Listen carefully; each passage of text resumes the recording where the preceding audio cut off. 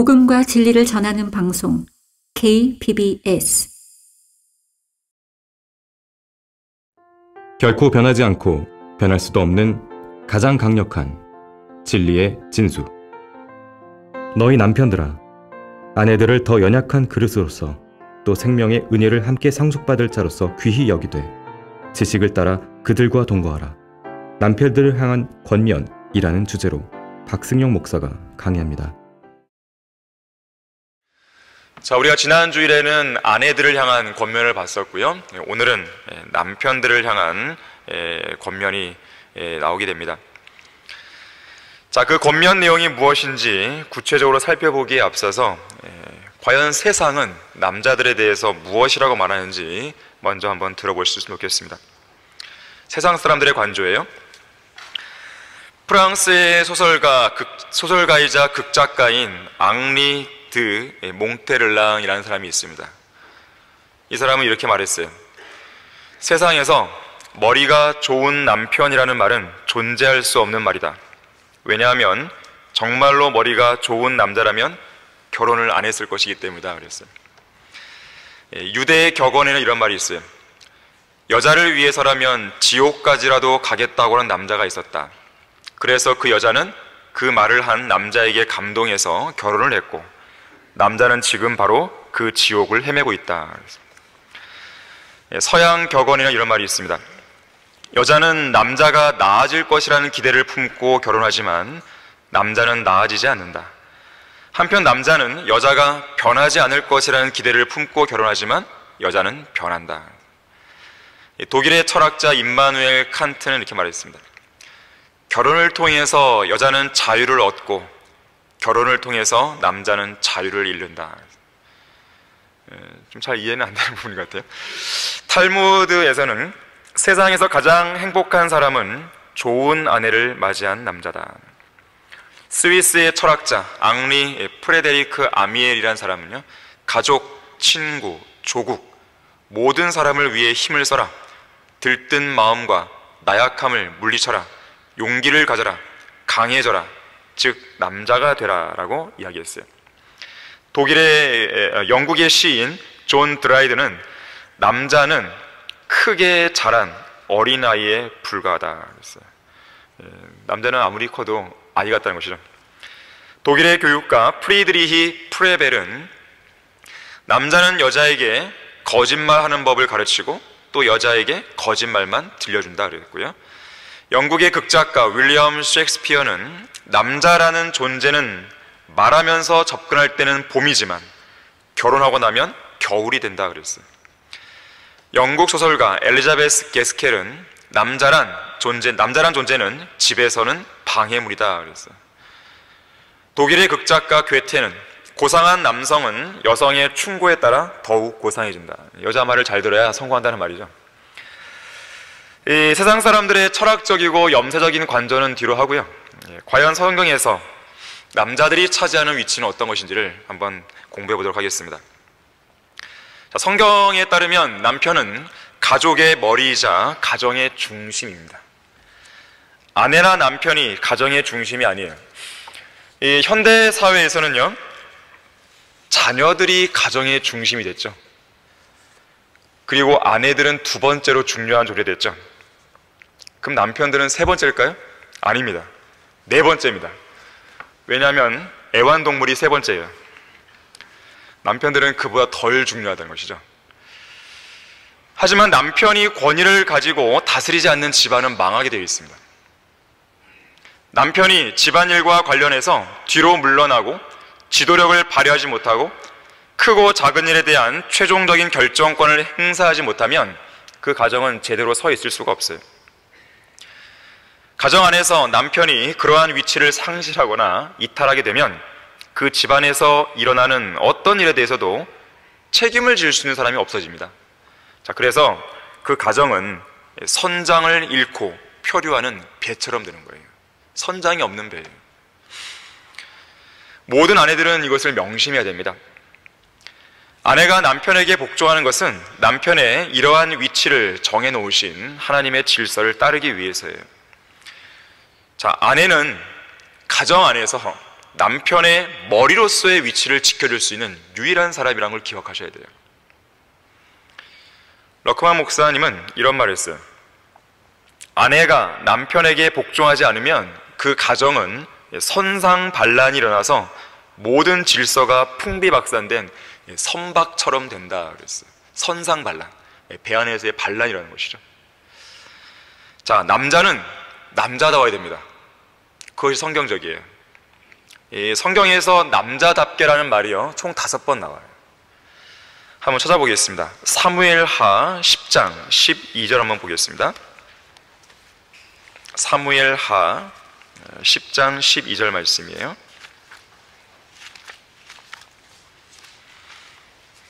자, 남자답게라는 표현이 나오는데,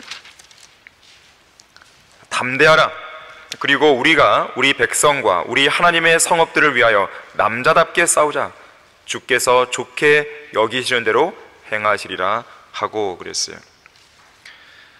자, 이 구절에서는 남자는 담대하고 용기 있는 사람이 된다는 것을 보여주는 거예요. 자, 남자답다는 말은 바로 그것이에요. 담대하고 용기 있는 사람, 이게 남자다운 거예요. 자, 무엇을 위해서 담대하고 무엇을 위해서 용기가 있어야 되는 것인가? 우리 백성과 우리 하나님의 성읍들을 위해서 남자답게 싸우자 그랬어요. 자, 구원받은 그리스도인 형제는 자신의 가족을 위해서, 자신의 교회를 위해서, 자신의 국가를 위해서 남자답게 싸울 필요가 있습니다. 특히 하나님의 사람들을 지키고 보호하기 위해 담대하게 싸울 수 있어야 돼요. 자, 그 다음으로는요, 열왕기상 2장 1절과 2절 보겠습니다. 열왕기상 2장 1절과 2절을 보시면요, 이제 다윗이 죽을 날이 임박하자 그의 아들 솔로몬에게 당부하여 말하기를 내가 세상의 모든 자들의 길로 가노라. 이제 죽는다는 것이죠. 그러므로 너는 강한 사람이 되고 스스로 남자답게 보이라. 자, 여기서 다윗이 솔로몬에게 마지막 유언을 남기는 장면인데요. 자, 남자답다는 것은 뭐예요? 강한 사람이 되는 거예요. 강한 사람. 강해야 됩니다. 힘만 세고 이런 거 말고요. 힘도 힘이지만 정신적으로도 영적으로도 강해야 되는 거예요. 자, 세 번째와 네 번째는 욥기에 나옵니다. 자, 욥기 38장 3절 말씀을 찾아보겠습니다. 자, 남자답게라는 표현을 우리가 지금 찾아보고 있습니다. 자, 욥기 38장 3절 말씀을 보시면,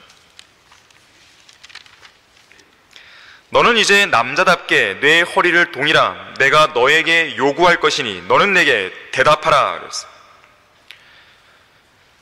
자, 같은 욥기를 한번 더 보시면요, 네 번째인데요, 40장 7절 보십시오. 40장 7절. 비슷한 표현이 나옵니다. 이제 너는 남자답게 내 허리를 동이라. 내가 네게 요구하리니 너는 내게 표명할지니라. 자, 여기서는 남자답게라는 말을 쓸 때 무언가를 대답하고 무언가를 표명할 때, 자신의 의견을 대답하고 표명할 때 남자답게 하라라는 표현을 쓰고 있는 것이에요. 이것도 아니고 저것도 아니고 그런 사람이 되어서는 안 됩니다. 선이면 선이고 악이면 악인 것이죠. 뜨거우면 뜨거운 것이고 차가우면 차가운 것이죠. 그리스도인은 남자다워야 됩니다. 그 부분은 형제든 자매든 마찬가지예요. 선과 악에 있어서 의와 불의를 선택하는 데 있어서 뜨뜻미지근하게 우유부단하게 행동하게 되면 그것은 하나님께서 원하시는 모습이 아니에요. 자, 그리스도인은 형제든 자매든 그리스도의 군사 아닙니까? 군사는 남자다워야 되는 것이죠. 자, 마지막 다섯 번째로 고린도전서 16장 13절입니다. 고린도전서 16장 13절을 보시면요,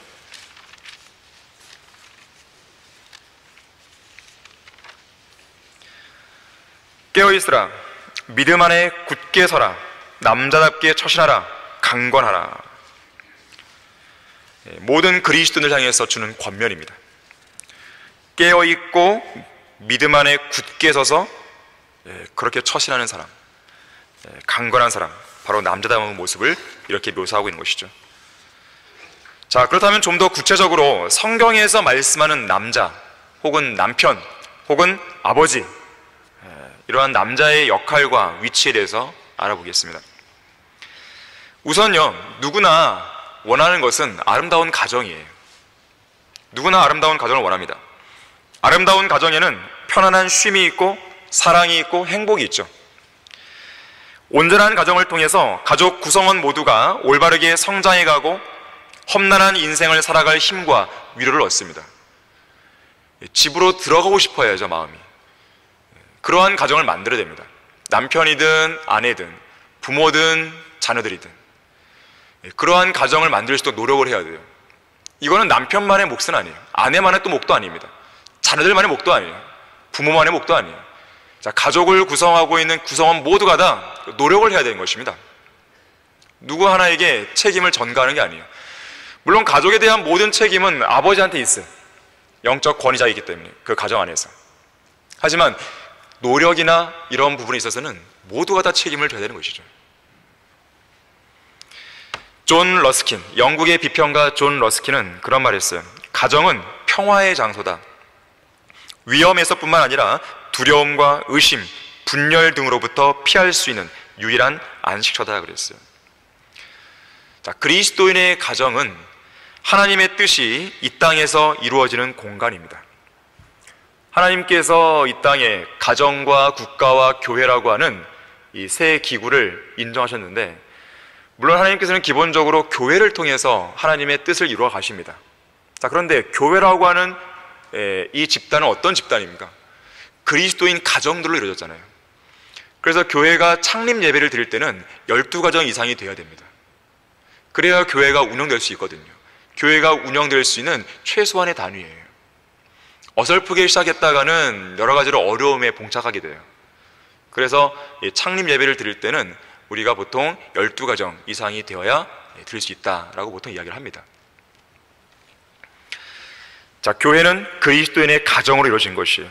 그래서 그리스도인의 가정은 하나님의 뜻이 이 땅에서 이루어지는 공간이기도 한 것이죠. 천상의 복을 미리 맛볼 수 있는 장소예요. 자, 여러분의 가정은 천상의 복을 맛보고 있습니까? 별로 대답이 없으신가 보니까 많이 힘드신가 봅니다. 자, 어려운 때죠. 어려운 때인데 우리는 이 가정, 그리스도인의 가정이 정말로 천상을 맛볼 수 있는 그런 가정으로 만들도록 노력해야 돼요. 물론 그 중심은 아버지가 그 중심을 잡고 있어야 돼요. 가장 큰 역할을 하고 있는 것입니다. 마틴 루터는 가정의 행복과 불행은 그 민족의 행복과 불행의 근원이다 그랬어요. 자, 민족으로까지 확대시키고 있는 거예요. 자, 가정이 모여서 교회가 되잖아요. 또 가정이 더 많이 모게 되면 민족이 되잖아요. 자, 그리스도인의 가정이 그 나라에 많으면 많을수록 그 나라는 강성해질 수 있습니다. 자, 이를 위해서는 무엇보다도 남자가 자신의 위치와 자리를 확고하고 분명하게 지켜야 됩니다. 자, 성경에서 남자는 남편이자 아버지로서 가정의 머리와 중심이 되어야 돼요. 자, 이게 첫 번째 위치예요. 남자들은 그것을 잘 알아야 됩니다. 이 여기에 속해 있는 형제들은 이 부분을 잘 아셔야 돼요. 가정의 머리와 중심이 되도록 해야 됩니다. 피하시면 안 돼요. 그래서 자신이 아내의 머리임을 올바르게 인식하고 있어야 됩니다. 그러한 위치를 회피해서는 안 됩니다. 교회의 머리가 되시는 그리스도께서는 자신의 몸인 교회를 함부로 하지 않으시죠. 자신의 몸에 상처를 내지 않죠. 자신의 몸에 대해 폭군처럼 지배하지도 않으시죠. 그러나 머리로서 몸이 순종하기를 원하시죠. 남자의 머리는 그리스도시고 여자의 머리는 남자라 그랬습니다. 자, 그래서 가정의 모든 문제를 남편이 주도적으로 결정하고 처리해 나가야 됩니다. 책임감 있게 가정을 지키고 돌봐야 되며 하나님께서 주신 권위를 가지고 크고 작은 모든 일들에 대해서 최종적인 결정을 내리셔야 돼요. 가정의 일을 알고 있어야 됩니다. 그리고 가정을 올바른 방향으로 이끌어갈 수 있어야 되는 것이죠. 자, 그렇게 하려면요, 남자는 능력 있는 기도를 할 수 있어야 됩니다. 가정을 지키는 건 남편이에요. 가정 안에서 일어나는 모든 문제를 예방하고 해결하는 최상의 방책이 있다면 그것은 하나님께서 개입하시도록 하는 것입니다. 그게 어떤 방법입니까? 기도하는 거예요. 기도. 능력 있는 기도를 할 수 있어야 됩니다. 기도를 잘 하셔야 돼요. 그래야만 거룩하고 능력 있는 그 기도를 통해서만 사탄의 공격으로부터 아내를 지킬 수 있습니다. 마귀가 가정을 파괴하기 위해서 우선적으로 노리는 대상은 남편보다는 더 연약한 그릇인 아내예요. 남편이 범죄해서 기도할 수 없게 된다든지 헌신하지 않음으로써 기도에 무기력해진다면 사탄의 공격으로부터 아내를 지킬 수 없습니다. 남편은 그 어떤 대가를 치르고서라도 가정에서 아내와 함께 기도의 재단을 지속적으로 쌓아나갈 수 있어야 됩니다. 한편 남자는 가정의 식탁도 책임져야 돼요. 자, 가정의 중심이고 머리입니다. 식탁을 책임져야 됩니다. 자, 우리 다 같이 창세기 3장 한번 찾아보겠습니다. 창세기 3장 17절에서 19절 말씀을 찾아보겠습니다. 최초의 가정을 구성했던 아담과 이브에게 하셨던 하나님의 말씀이에요. 물론 이것은 이제 아담이 타락한 이후에 주어진 말씀이긴 하지만요. 어쨌든 이 가정 안에서 아담, 자, 남편으로서 해야 될 일을 말씀하고 있습니다. 또 하나님께서 아담에게 말씀하시기를 17절입니다. 내가 내 아내의 음성에 경청한 까닭에 내가 네게 명하여 말하기를 너는 그것을 먹지 말라고 한 그 나무의 열매를 먹었으니 너로 인하여 그 땅은 저주를 받고 너는 너의 전생애 동안 고통 중에서 그 소산을 먹으리라. 또 땅은 내게 가시나무와 엉겅퀴를 낼 것이요 너는 들의 채소를 먹을 것이며 내가 땅으로 돌아갈 때까지 내 얼굴에 땀을 흘려야 빵을 먹으리니 이는 내가 땅에서 취해졌습니다. 너는 흙이니 너는 흙으로 돌아갈 것이니라 하시니라. 자, 빵을 해결해 줘야 됩니다. 가정에 빵을 가져와야 돼요. 가정의 식탁을 책임져야 됩니다. 남편이 가정의 식탁에 책임을 안 지고 아내로 하여금 식탁에 책임져라, 그것은 옳지 못한 것이에요. 자기는 놀면서 아내에게 그것을 책임을 전가합니까? 그건 잘못된 남편입니다. 남편으로서의 의무를 저버린 거예요. 자, 그런데 빵을 해결했다고 해서 가정의 식탁을 위한 책임을 다한 게 아니에요. 영적인 빵도 있습니다. 영적인 빵의 식탁도 책임을 져야 됩니다. 물리적인 빵만 해결했다고 해서 다한 게 아니에요. 그거는 반쪽짜리 남편입니다. 영적인 빵의 식탁도 책임을 질 수 있어야 돼요. 그래서 하나님의 입에서 나오는 모든 말씀도 공급할 수 있어야 됩니다. 남편이 중심이 돼서 성경대로 믿는 교회 안에서 열심히 아내와 자녀들과 함께 섬기고 또 하나님의 말씀을 열심히 공부하는 가운데에 특히 아내와 자녀들을 말씀으로 잘 인도할 수 있어야 돼요. 아내가 영적인 기갈로 허덕일 때 갈증을 해결해 줄 수 있는 생수를 공급할 수 있는 그런 남편이 되어야 됩니다. 남편이 오히려 공급받으면 안 되겠죠. 물론 어떤 경우에는 초반에는 아내가 더 성경적 지식이 있어서 남편이 도움을 얻을 때가 있습니다. 하지만 빨리 노력을 해서 따라잡아야 되는 것이에요. 그런 노력을 기울여야 되는 거예요. 그냥 가만히 있으면 안 됩니다. 하나님께서는 남편에게 아내를 사랑하라고 명령하셨죠. 왜냐하면 남편들이 아내를 사랑하고 육성하기는커녕 오히려 남편으로 인해서 아내가 더 약해지고 시들해지는 경우가 많기 때문에 그래요. 특히 자신의 죄 문제로 아내까지 무기력하게 되었을 경우에 하나님의 책망을 피할 수 없을 것입니다. 아내를 사랑하라는 명령에 복종하기 위해서라도 남편은 항상 성령 충만을 강구해야 되고 성령의 열매를 열망하고 실제로 그 열매를 맺어 나가야 돼요. 자, 그것은 자신이 영적인 지식으로 충만했을 때 이룰 수 있는 일입니다. 아름답고 행복한 가정은 자동적으로 주어지는 게 아니에요. 노력이 필요합니다. 부지런히 정원을 돌보지 않으면 정원은 잡초로 무성해집니다. 가정도 제대로 관리되지 않고 방치되면 그 소중한 기능이 상실되어 버려요. 자, 가정의 모든 결정 남편이 해야 됩니다. 특히 영적인 모든 결정은 반드시 남편이 해야 돼요.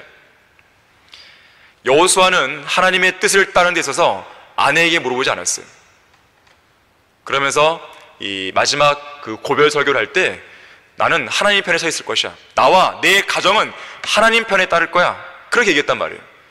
아내에게 물어본 다음에 뭐 이렇게 한 거 아니에요. 자, 영적인 권위를 가지고 그 영적인 문제를 이끌고 가야 됩니다. 모든 결정에 앞서서 남편은 아내의 의견을 충분히 고려할 뿐이에요. 최종적인 선택은 남편이 결국 해야 됩니다. 결국 아내에게 책임을 미루지 마세요. 그건 비겁한 남편입니다. 그건 결국 뭐냐면 내가 책임지지 않을게, 이거예요. 그러한 남편이 돼서는 안 돼요. 세상에서 말하는 것처럼 남편과 아내가 동등한 권리를 갖고 있는 게 아닙니다. 그건 잘못된 생각이에요. 가정 안에도 분명한 질서가 있어요. 남편은 자신이 내린 모든 결정에 대해 책임을 지고 이끌고 가야 됩니다.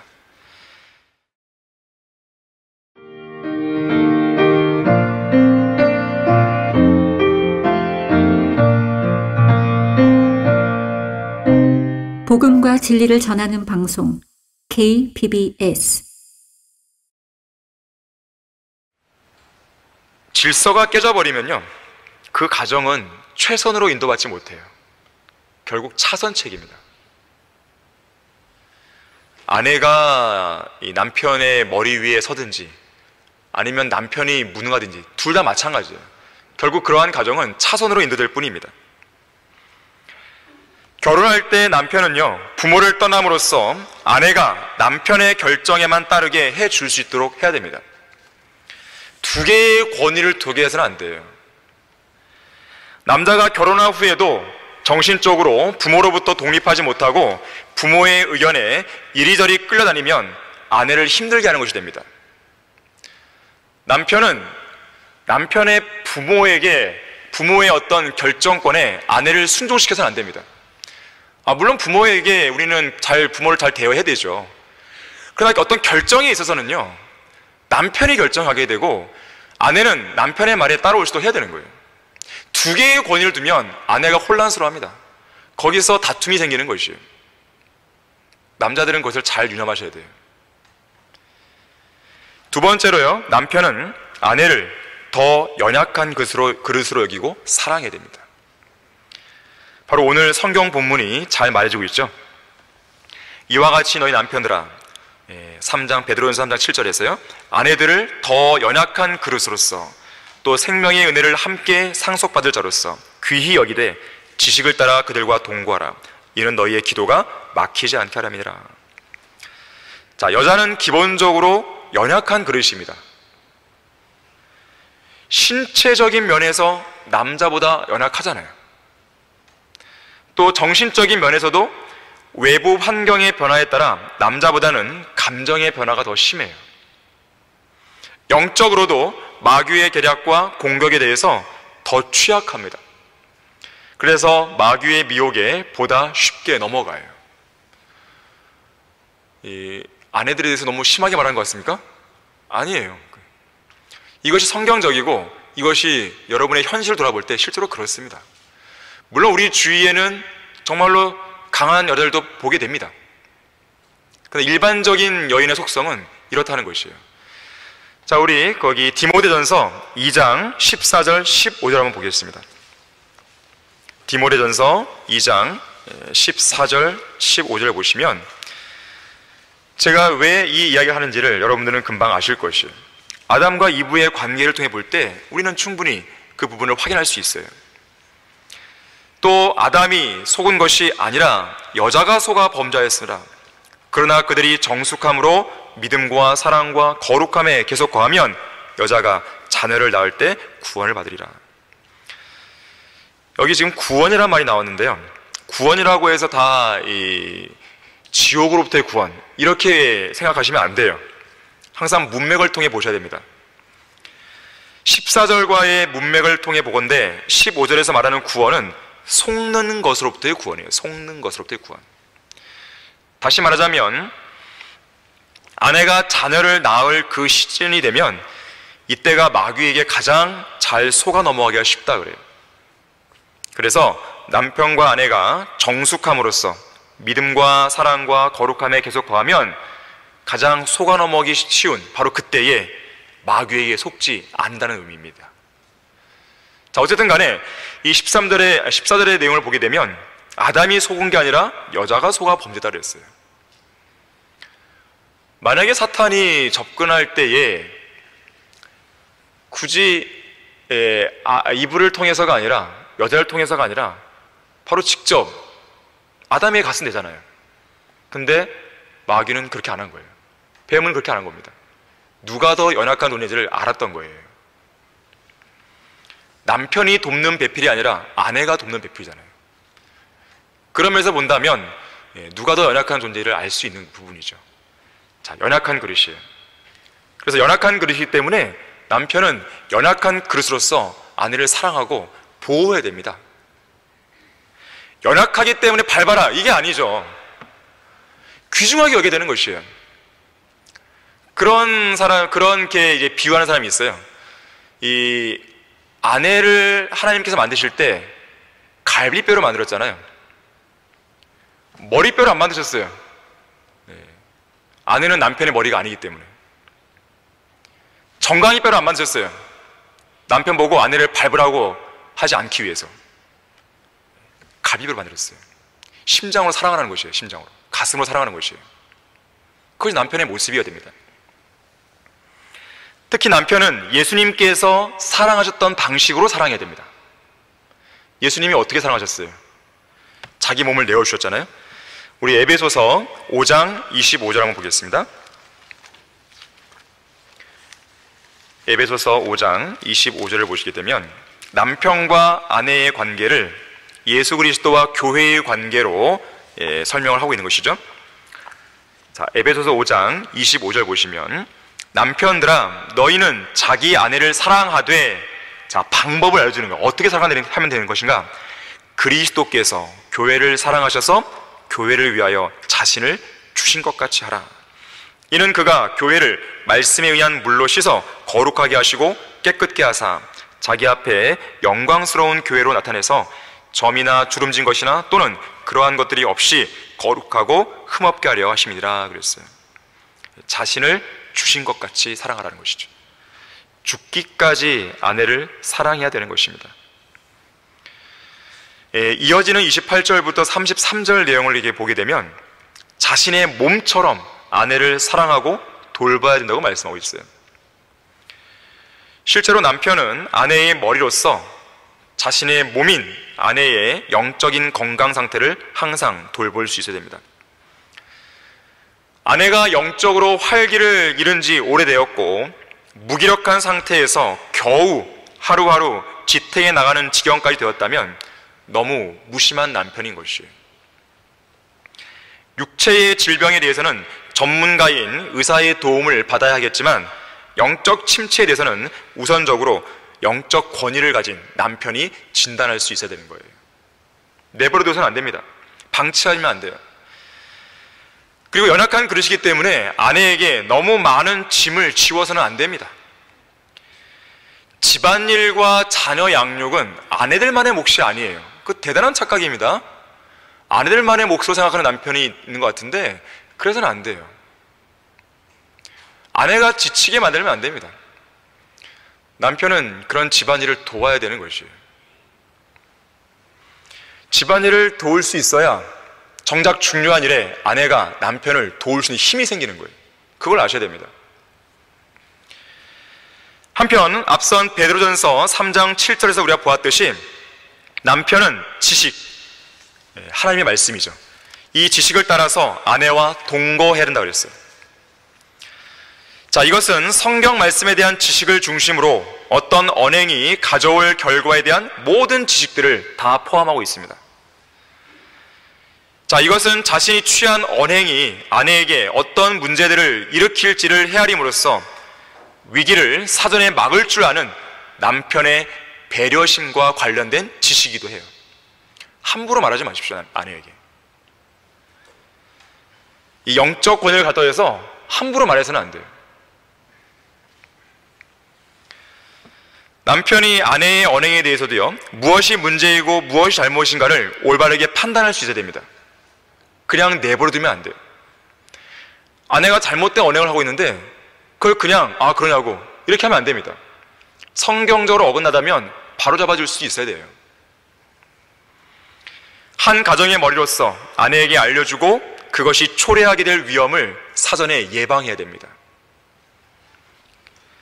그리고 때로는 용서하고 잊어버려 주어야 하는 남편의 지도력과 도량에 관련된 지식이기도 합니다. 옛날 일인데 이미 그걸 가지고 계속 우려먹는 남편이 되면 안 되겠죠. 마음이 넓어야죠. 그런 지식도 있어야 되는 것이죠. 자, 이러한 지식은 하나님의 말씀이 그 원천이에요. 성경을 읽고 거기서 배운 모든 것들이 이 지식의 토대가 되는 것입니다. 그래서 훌륭한 남편은 성경을 항상 읽는 사람이에요.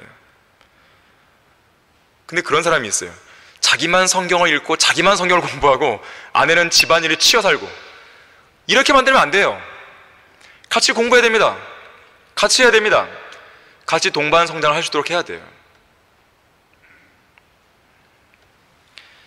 하나님의 말씀들을 늘 가까이 하고 마음속에 늘 유의하고 있는 남편은 한 가정의 머리로서의 자격을 항상 유지하는 법이에요. 부부간의 불화, 가정의 불화, 자, 이런 문제들은요, 성경으로 돌아가야 해소될 수 있습니다. 자기 입장을 주장하는 순간 평행선을 달릴 수밖에 없어요. 반드시 남편이나 아내나 성경을 가지고 문제를 해결할 수 있어야 됩니다. 자, 그런가 하면요, 아내를 가혹하게 대하지 말아야 돼요. 가혹하게 대하면 안 돼요. 자, 골로새서 3장 19절 보겠습니다. 골로새서 3장 19절 보시면, 남편들아 너희 아내를 사랑하고 가혹하게 대하지 말라. 자, 아내는 남편보다 열등한 존재가 아닙니다. 오해하시면 안 돼요. 질서가 있을 뿐이고 남편에게 영적 권위가 주어진 것이지 아내를 열등한 존재로 취급해서는 안 됩니다. 그건 다른 문제예요. 하나님의 자녀요, 하나님께서 허락하신 가정 안에서 바로 그 남편과 가장 잘 어울리는 존재가 아내라는 것을 기억하셔야 돼요. 결혼을 그냥 하는 게 아닙니다. 하나님께서 허락해 주셨기 때문에 한 거예요. 하나님께서 맺어주시는 가정이란 말이에요. 그것을 여러분 스스로가 깨트려서는 안 되는 것이죠. 특히 남편은 더욱 이 사실을 유념해야 됩니다. 가정에서 아내는 무조건 용납해야 되고 무조건 잘 견디고 무조건 참아내야 되는 그런 존재가 아니에요. 그렇게 오해하시면 안 돼요. 그런 사람이 있다면 그 남편은 아내를 가혹하게 대하는 거예요. 아내는 무쇠팔 무쇠다리가 아니에요. 그런 존재가 아닙니다. 가장 소중한 사람에게 가장 소홀히 대하기가 쉽게 됩니다. 주의하셔야 돼요. 아내에게 그래서는 안 돼요. 다른 여자들에게는 다정다감하고 친절하게 대하지만 정작 가장 친절하게 대해야 할 아내에게 무정하고 무뚝뚝하게 대한다면 그건 정말 가혹하게 대하는 거예요. 연애할 때만 다정다감하고 결혼하고 나니까 싸늘한 겨울이 돼버리고, 그렇게 되니까 그런 세상 말들이 나오는 거예요. 자, 그리스도인 남편은 그래서는 안 됩니다. 좀 멋있어야 돼요. 노력을 많이 해야 되겠죠? 쉽지는 않습니다. 노력을 해야 됩니다. 아내와 함께하는 시간을 확보하셔야 돼요. 보통의 직장을 다니는 남편들은 현실적으로 직장에서 사무실 여직원과 같이 있는 시간이 집에서 아내와 함께 보내는 시간보다 많을 수가 있죠. 더욱이 아내와 함께 할 수 있는 시간의 양뿐만 아니라 그 보내는 이 질마저도 형편이 없다면 그건 아내를 가혹하게 대하는 것이에요. 당장 TV를 꺼버려야 돼요. 대화할 내용을 준비하고 아내를 섬겨야 됩니다. 여러분 가정에서 식탁에서 대화를 좀 자유롭게 할 수 있어야 돼요. 어떤 막 이렇게 무거운 분위기가 아니라 때로는 진지할 필요도 있겠지만 다양한 주제를 통해서 가정의 식탁에서 말을 해야 됩니다. 사실 별도의 시간을 간다는 것이 현대인의 삶에서 어렵잖아요. 하지만 최소한 이 식탁의 시간만큼은 좀 지켜낼 수 있어야 돼요, 남편들이. 그래서 아내와 자녀들과 함께하는 특히 저녁 식탁, 이걸 어떻게든 사수를 해갖고 그 시간만큼이라도 뭔가 화기애애한 대화로 이끌어 가야 됩니다. 다양한 주제를 갖고 올라와야 돼요. 그러면서 영적인 문제이든 현실적인 문제이든 자녀들의 학교 문제이든 가정 문제이든 아니면 부모님의 문제이든 그런 다양한 이야기들을요 서슴없이 꺼내는 것이에요. 그리고 그 대화를 남편이 주도해 가는 거예요. 막 그렇다고 해서 너 말해봐 이렇게 하지 말고 부드럽게 자연스럽게 그것을 이끌어 가야 됩니다. 그거라도 지켜내야 됩니다. 다른 건 좀 어렵다고 한다면, 물론 그 이상을 할 수도 노력을 해야 되겠지만 그게 좀 어렵다고 한다면 제발 그것만으로도 지켜내야 되는 것이죠. 그래야지 최소한의 시간을 확보할 수 있는 것이죠. 아내와 때로는 함께 구령하는 시간도 가질 필요가 있습니다. 때로는 아내와 함께 기도하는 시간도 가질 필요가 있어요. 아내가 외로워지게 되면 가정은 무너지게 됩니다. 그거는 남편 책임이에요. 또한 본문 7절에서 보듯이 아내를 생명의 은혜를 함께 상속받을 자로 귀하게 여겨야 됩니다. 자, 영원한 생명을 함께 누릴 사람이잖아요. 영원한 유업을 함께 누릴 사람이잖아요. 천녀왕국에서 안 만날 겁니까? 저 하늘에서 안 만날 겁니까? 등질 겁니까? 그게 아니란 말이에요. 자, 귀하게 여겨야 됩니다. 그래서 남편은 아내로 하여금 남편을 돕게 해야 돼요. 또 돕게 할 수 있는 그런 힘과 기반을 마련해 줘야 됩니다. 남편이 무엇을 하느냐에 따라서 아내의 위치가 결정돼요. 남편이 하나님을 얼마만큼 잘 섬기느냐에 따라서 또 그 시간이나 또 질이 얼마만큼 다르냐에 따라서 아내가 남편을 도울 수 있는 영적인 영역이 결정됩니다. 남편이 구령을 열심히 합니까? 그럼 아내도 그만큼 따라하게 되는 거예요. 남편이 기도를 열심히 합니까? 아내도 역시 마찬가지죠. 남편이 하나님 말씀 열심히 공부합니까? 아내도 마찬가지입니다. 근데 그것이 아내만의 문제도 아니고요, 아내만의 문제가 아니라 자녀들까지도 따라가게 돼 있어요. 남편이 얼마나 중요한지 아시겠죠? 자, 역사가 시작된 이래로 인류에게 가정을 만들어주신 분은 하나님이십니다. 남자는 자기 아버지와 어머니를 떠나 자기 아내와 결합하고 한 몸이 됨으로써 가정을 이루어야 하는데요, 자, 그것은 하나님께서 결합해 주신 것이기 때문에 인간들이 제멋대로 나누거나 파괴해서는 안 됩니다.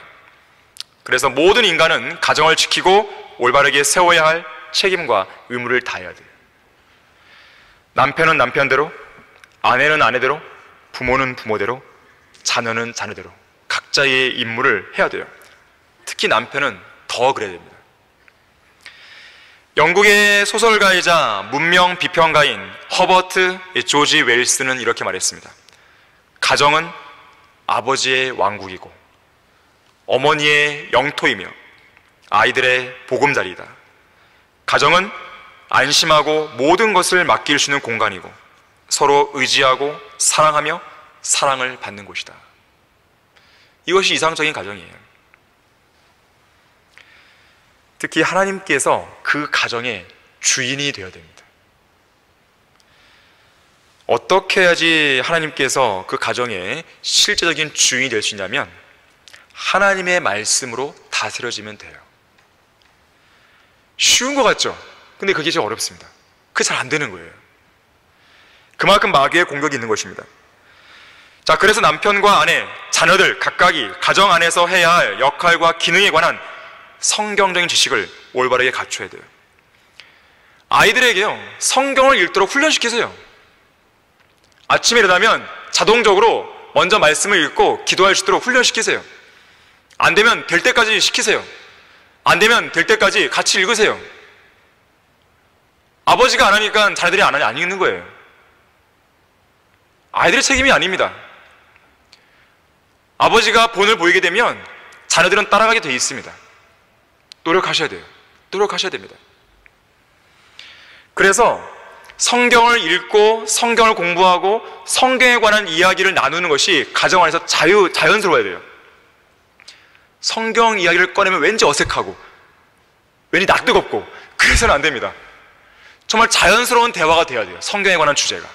물론 성경 이야기만 하는 게 아니에요. 여러 가지 주제를 가지고 끌고 가셔야 돼요. 그러나 그 가운데서는 반드시 성경적인 교훈을 가지고 이야기해야 됩니다. 저는 가끔씩 이 성경에 대한 퀴즈를 아이들에게 냅니다. 재미있는 퀴즈, 뭐 이렇게 어려운 퀴즈가 아니라 뭔가 재미있게 찾을 수 있는 그런 퀴즈를 내요. 그럼 애들은 좋아합니다. 때로는 애들이 오늘은 무슨 퀴즈 없냐고 그렇게 얘기를 해요. 저는 그것을 잘했다고 생각이 드는 거예요. 그러니까 애들로 하여금 그런 성경에 대한 또 친숙감을 느끼게 해주는 것이에요. 전혀 낯설지 않게. 생활의 그런 모든 반경이나 생활의 어떤 최종 권위가 성경 말씀 될 수 있도록 노력을 해야 되는 것이에요. 그렇게 만들어줘야 돼요. 자, 지금까지 안 됐다면 지금도 늦지 않았습니다. 더 늦기 전에 여러분들의 자녀들을 그렇게 만들어야 돼요. 그러한 가정의 분위기로 만들어 가야 됩니다. 옆에 있는 아내는 그걸 도와줘야 됩니다. 남편이 퀴즈를 내면 에이 무슨 그런 퀴즈를 내, 이런 식의 반응이 나오면 안 되겠죠. 물론 우리 가정은 그렇지 않아요. 오해하시면 안 됩니다. 맞장구를 쳐주는 거예요. 맞장구를 쳐주는 거예요. 아주 재미있게. 그러면 가정이요 행복할 수 있는 거예요. 그것이 하나님의 말씀을 통해서 다스려지게 하는 한 사례입니다. 오늘 한번 해보세요. 너무 큰 아이들한테 하면 좀 그렇죠. 자, 하나님의 말씀으로 다스려지고 잘 통제되는 가정은 자연스럽게 하나님을 두려워하게 됩니다. 그러면 그 가정은 죄를 멀리하게 되죠. 그러면 자연스럽게 하나님께 밀착하게 되어 있습니다. 자, 하나님의 말씀이 여러분의 가정을 보호하고 지킬 수 있도록 만들어야 되는 거예요. 언젠가 한번 말씀드렸는데 제칼스 목사 어린 시절에요, 이 잠자리에 들 때마다 그의 모친이 항상 이렇게 무릎 꿇고 기도하면서 이런 말을 했다 그래요. 그리고 이 말을 따라하게 했다고 합니다. 성경은 하나님의 말씀이야. 이것은 하나님의 책이야. 이 말을 꼭 4번 반복하게 한 다음에 잠자리에 들겠다 그래요. 나중에 제칼스 목사가요 영적인 어려움에 봉착했던 적이 있어요. 그게 뭐냐면 배교를 할 뻔했어요. 변개된 성경을 붙들 뻔했습니다. 그런데 변개된 성경을 다시 버린 사건이 있었는데 바로 이것 때문에 그래요. 어렸을 때 어머니가 해준 그 말이 제칼스 목사로 하여금 변개된 성경으로부터 자신을 지킬 수 있는 그 방안이 된 것이에요. 자, 하나님의 말씀이 여러분 안에서, 여러분의 가정 안에서 중심이 되어야 됩니다. 그렇게 했을 때 여러분의 가정은 보호받을 수 있는 거예요. 다음 시간에 계속하겠습니다. 진리의 진수를 마칩니다.